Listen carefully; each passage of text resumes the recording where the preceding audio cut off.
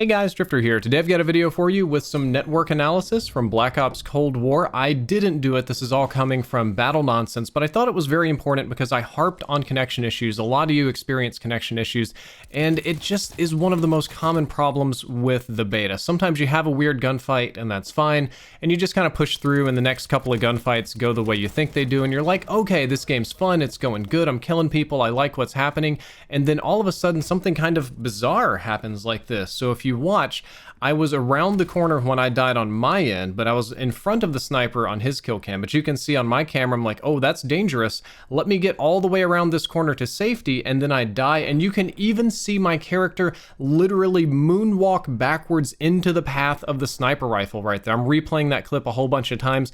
Not only does my character moonwalk backwards, but the two people who are exposed, only one of them dies, and the bullet goes literally straight through the other person and deals no damage. I get totally screwed here. My streak is done. I'm pulled out of the fantasy of this game, and honestly, I'm kind of mad about it. This isn't what you want in your Black Ops Cold War. So today I want to kind of explain what's going on here, and what I'm going to be doing is referencing Battlenonse a lot. He is a YouTuber and Austrian network engineer that does the Lord's work for pretty much the entire FPS community analyzing games. I've got a link to his video with all the scientific findings down there in the description, and more than listening to me, I really think you should listen to him and his video, so please check that out, but I am going to summarize his findings today. I do want to preface this by saying that he's literally an expert, so this is the most authoritative stuff that you're ever going to get about the connection. Battlenonse says that the game still uses P2P or listen servers where one of the players will host the game and the other 11 players connect to him. This is ultimately never going to run well or as stable as a dedicated server. That's the reason we have dedicated servers. The host is always going to have an advantage, or if they code it, they could oddly make the host have a massive disadvantage.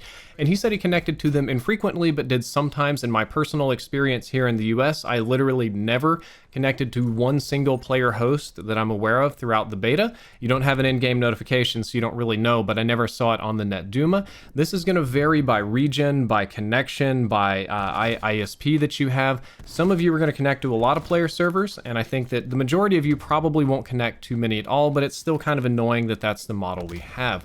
The number 2 finding is that Call of Duty PC will actually shut down and close the game client if you try to use Wireshark or some other networking tools to snoop on the servers. He kind of doesn't understand why this happens, and it's easy to work around, but my suspicion is they don't want people using Wireshark to DDoS players, because what you do is run Wireshark, pull their IPs, and DDoS them out of ranked matches.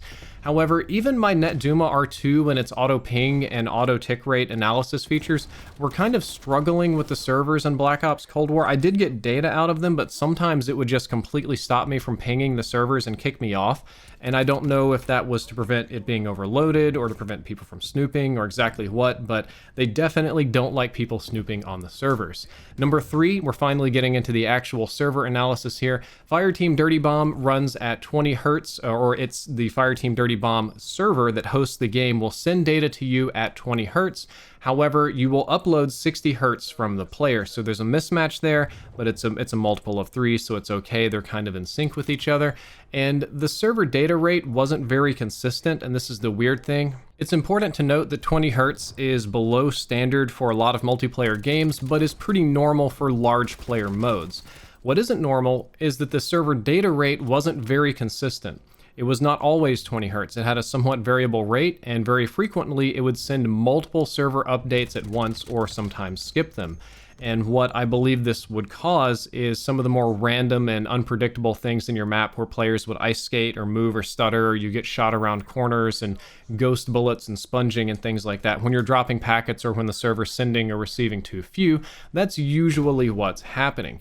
I saw a similar thing in my NetDuma. I was watching this and I didn't really know how to explain it, but I was watching the NetDuma's reported tick rates vary somewhat wildly, and I am not a networking engineer, I'm not a specialist in this, so I perhaps falsely assumed that it was a sampling error, or perhaps this isn't an exact science and it's not going to give me the exact tick rate, that I have to kind of average it in my head. But my tick rates also bounced around a lot, and basically this isn't very good. You can have the tick rate as low as you want it, but you need to have it something fairly consistent, and we didn't have that in Fireteam Dirty Bomb.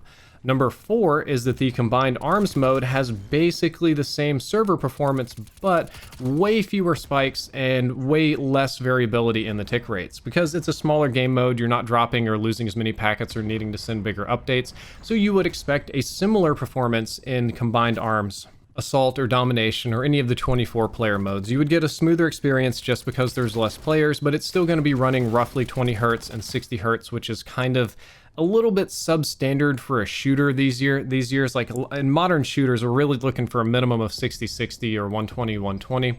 And this is where it's starting to get interesting. The 5th conclusion he reached is that in the 6v6 modes, the server is running a true 60 Hz send rate to you. So you have a 60 tick rate connection to the server, which is great. That's sort of the industry standard and what you want.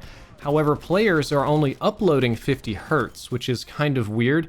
And that's not a perfect, exact, like, in-sync frequency. So it's very odd that it's running 60 over 50 instead of 60 over 60, because usually you want the up and down rates to be identical, or to at least be some easy multiple of each other, but they're kind of off sync here, which is just very odd. But there is something good about the 6v6 servers, which is that the variability in packet loss and packet send rates is far smoother. In these 6v6 game modes, you are a lot less likely to drop packets and a lot less likely to get multiple packet updates in one big burst, which is usually how you see people move around and kill you super fast. So in 6v6, you should expect to see a lot less unusual things and a lot less ghost bullets and warping, and that was my experience too. 6v6 performed overall a lot better than any of the other modes, and I was much happier with it. Unfortunately, that's not the end of the story.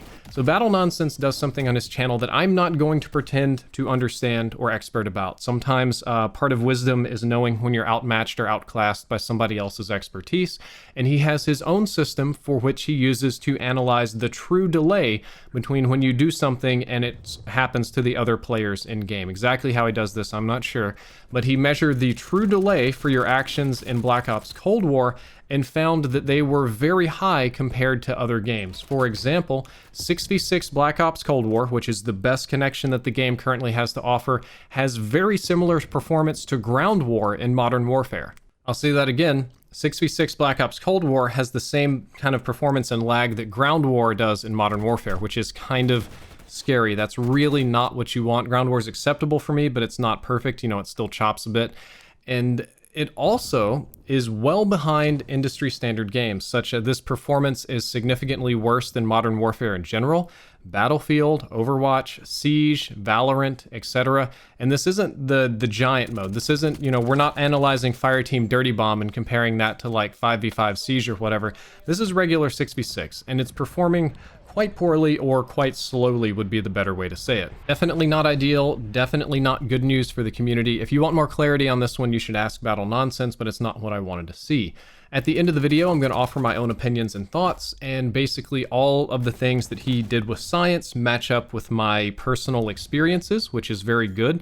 It's always a very good thing when you have a subjective experience that roughly aligns with the scientific one. Also, Activision is known for changing its network models between alpha, beta, and launch, and for this particular beta, they actually changed their network models from weekend to weekend to the point where I could feel a significant difference, so they were definitely doing something, and I hope they continue doing things until launch. But for Call of Duty in particular, sometimes the game runs worse at launch than it does during beta, and the beta will have better connections, perhaps as a marketing tool, or perhaps sometimes Activision just lowers the tick rate on servers for launch week so that they don't get blown up by the giant load and demand from players, and then as the player count normalizes, it smooths out and goes up to higher tick rates. I've seen years of Call of Duty where players just complain and moan and whinge until something changes for the better, and as of right now, I don't really think we can predict what the final server performance will look like. We don't know anything about it, but the initial sample isn't very promising. Where we're at right now with the beta is not very good in the connection department, and what I'm hoping is that Activision was doing server testing during this beta. As a matter of fact, I know they were doing server testing. I could see it on the NetDuma, and I could see it truly, like, subjectively feel my experience getting better. So we know that they were doing something. And I hope that Treyarch and Activision see the complaints from the community windbags and whiners like me and continue to improve the connections. I hope that they see videos from actual experts like Battlenonse and maybe decide to do further optimization. Or maybe if it's a budgeting issue and somebody said, hey, we're going to get these 20 hertz send rates to save money and that players won't notice, that somebody in the boardroom will pop up and be like, hey, actually players notice this a lot and it's not a good thing. There's still a lot of room for improvement. There's still a lot of things that can change. Servers, more than the game itself, really are on a Switch. If they wanted to, they could crank the tick rate up to almost anything that they wanted as long as the game code would support it, and it probably supports stuff that's quite high.